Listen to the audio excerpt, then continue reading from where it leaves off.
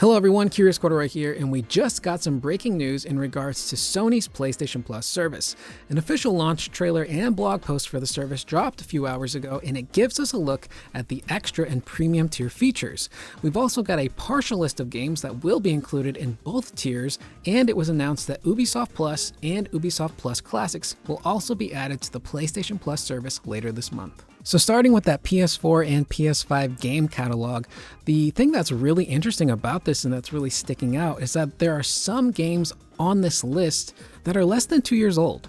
Games like Death Stranding Director's Cut, the Demon's Souls remake, Ghost of Tsushima Director's Cut, and Marvel's Spider-Man Miles Morales are all very recent games that are less than 2 years old. So that's something that a lot of people were not expecting. I think a lot of people were just assuming that Sony would throw a bunch of old titles on this catalog and call it a day, but it's nice to see some more recent fare being added. And even things like Returnal, which was announced months ago, is going to be available day one on this service. But we've also got things like Bloodborne, which Bloodborne coming back is never a bad thing.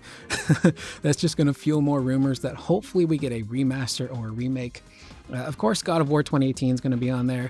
Infamous First Light and Infamous Second Son will be on there. Little Big Planet 3, Medieval, which I'm a big fan of, The Last of Us Remastered, as well as the DLC Left Behind and the Uncharted games. And if we look at the third-party partner list, we've got things like Assassin's Creed Valhalla, Final Fantasy 15 Royal Edition, Guardians of the Galaxy, which was a fantastic game.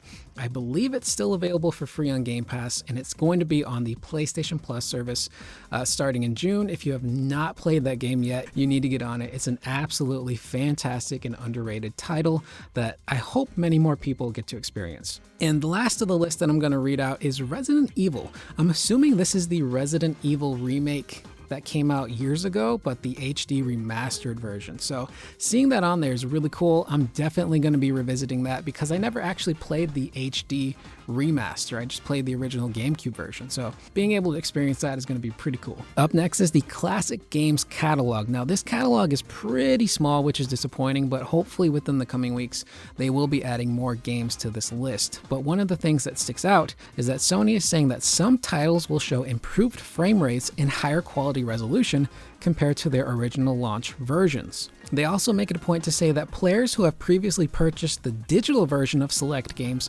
from the original PlayStation and PSP generation will not have to make a separate purchase or sign up to PlayStation Plus to play these titles on PlayStation 4 or PlayStation 5. When these titles are released for PS4 and PS5, players can head to the PlayStation Store and download a version for the console at no extra cost if they already own the digital version of the title. So that's pretty cool. Like I said before, the list is actually pretty small, but things on here like Intelligent Cube, which I remember playing the demo for when I was a little kid, is going to be available. I'm going to be playing the hell out of that.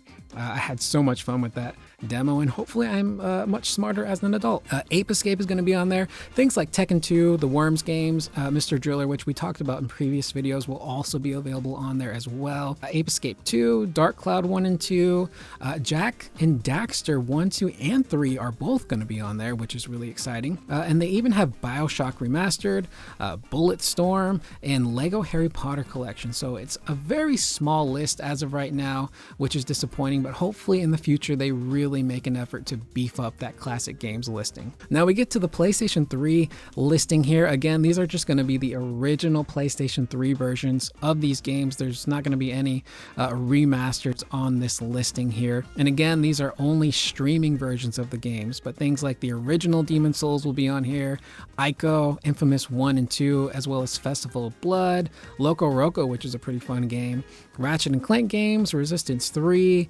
Motorstorm, which was a really weird racing game where I remember if you accidentally touched a rock with your motorcycle or your car, you would die.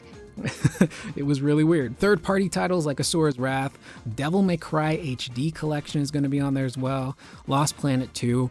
So it's a pretty small list, and I would say it's not really worth it at this time. And then they go on to talk more about the timed game trials, which is a premium feature only, where you'll be able to play some games for a select amount of time. For about 2 hours is what the blog post is saying. And the counter will only start once you start playing the game. So that's pretty cool. But things like Uncharted Legacy of Thieves Collection and Horizon Forbidden West are going to be the two first-party titles that will have game trials with them. Third party includes Cyberpunk 2077 77, Farming Simulator 22, Tiny Tina's Wonderland, and WWE 2K22. And of course, they go on to say that they will be adding new games regularly. So that's a quick overview of this service. As of right now, it's definitely much beefier and better than what I was expecting and what a lot of people were expecting. I think most people were expecting Sony to just kind of put together a really anemic list of games and just put it out there and hope that people signed up for it. But based on this list, it seems like they're making a really concerted effort to make a subscription service that is comparable to Game Pass. So it's going to be really interesting to see how this turns out. It's really looking like that extra tier is going to be the way to go. As of right now, the classic games list is way too small. We don't really know what's coming for that. And PS3 streaming is not going to be viable for everyone in the country, unfortunately. But PlayStation Extra at $9.99 a month, that's going to be the tier to go with for, I think, most people. So I'm Curious Corduroy. I will put a link to the blog post in the description below if you want to check out more of that list. If there were some games maybe I didn't go over. And I would love to hear your thoughts in the comments below on what you think about this service so far. Is it better than what you were expecting, or are you kind of underwhelmed? Again, I will see you guys in the next video. Please always remember to be excellent to one another.